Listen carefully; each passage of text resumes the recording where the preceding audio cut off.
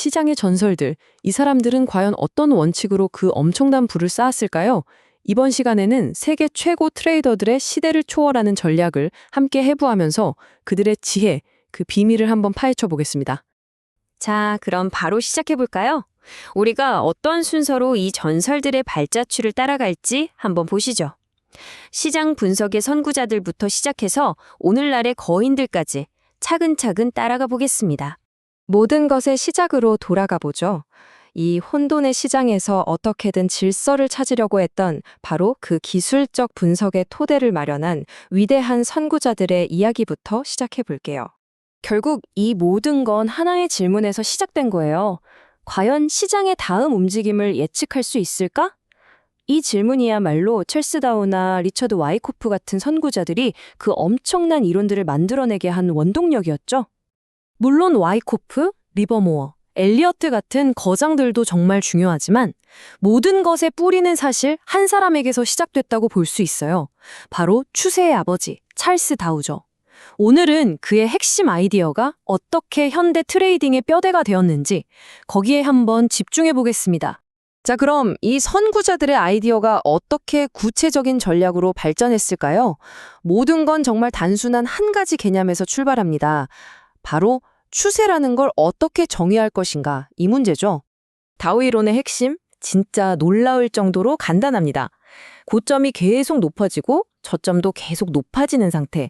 이걸 상승 추세라고 부르는 거죠. 와, 이게 정도예요.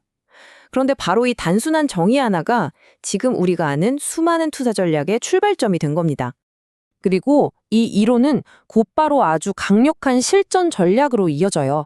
바로 눌림목 매수라고 하는 건데요. 여기 보시는 것처럼 논리가 아주 명확하죠. 상승 추세를 확인하고 잠깐 가격이 떨어질 때 지지선에서 들어가는 거예요. 지금 이 순간에도 수백만 명이 바로 이 원칙을 쓰고 있습니다. 이게 그냥 그럴 것이다 하는 감이 아니에요. 추세는 명확한 반전 신호가 나타나기 전까지 지속된다. 이 말은요, 실제로 모멘텀이라는 이름으로 수많은 통계 연구에서 증명됐어요. 한번 잘 나가기 시작한 건 계속 잘 나가는 경향이 있다는 거죠. 자, 그럼 이런 원칙을 아무것도 모르는 일반인에게 가르쳐도 효과가 있을까요?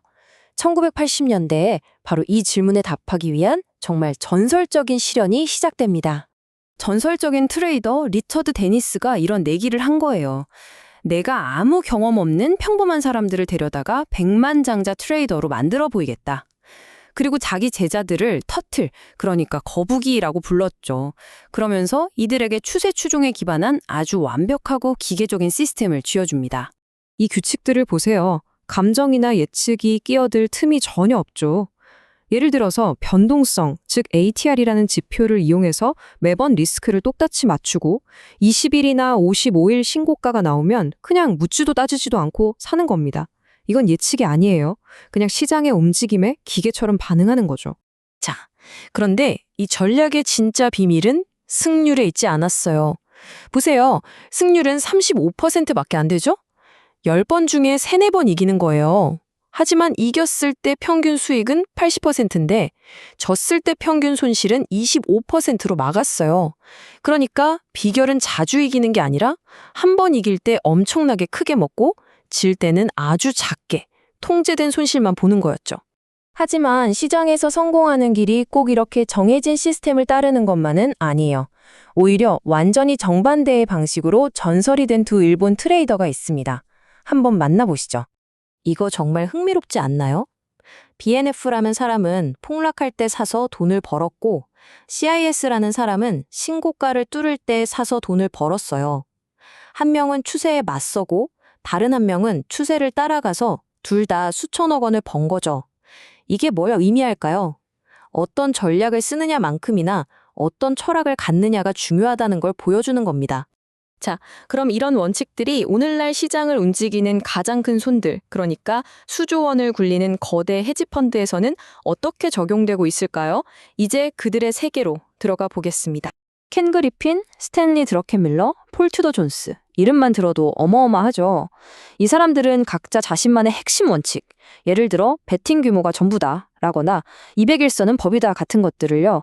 그냥 혼자 지키는 게 아니라 조직 전체가 무조건 따르는 깨지지 않는 시스템으로 만들었어요. 그렇게 해서 지금의 금융 제국을 세운 거죠. 폴 투더 존스의 경우를 한번 보세요. 원칙이 정말 간단하죠? 어떤 자산이 200일 이동평균선 아래에 있다? 그럼 쳐다보지도 않는 겁니다.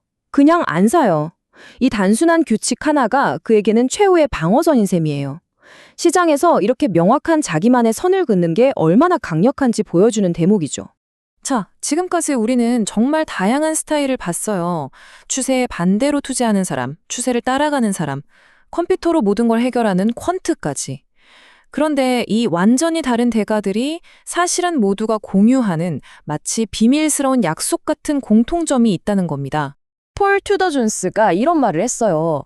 나의 첫 번째 임무는 돈을 버는 것이 아니다. 내가 가진 것을 지키는 것이다. 와, 이 말 한마디가 모든 걸 설명해 줍니다. 이 전설들에게는 예외 없이 공격보다 수비가 먼저였던 겁니다. 그렇다면 이들을 하나로 묶는 공통된 비결, 그 통합된 전략집은 뭘까요? 바로 이겁니다.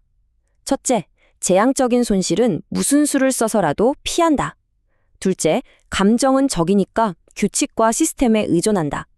결국 눌림목을 세든 신고가를 따라 사든 이런 절대 타협할 수 없는 원칙들이 있느냐 없느냐가 전설과 평범한 사람을 가르는 결정적인 차이였던 거죠. 자, 오늘 우리는 시장의 전설들의 전략을 함께 해부해 봤습니다. 그들의 생각의 틀을 엿본 거죠. 하지만 진짜 중요한 건 이제부터입니다. 이 원칙들 중에서 과연 어떤 것을 당신만의 투자 원칙, 그 첫 번째 규칙으로 삼으시겠습니까?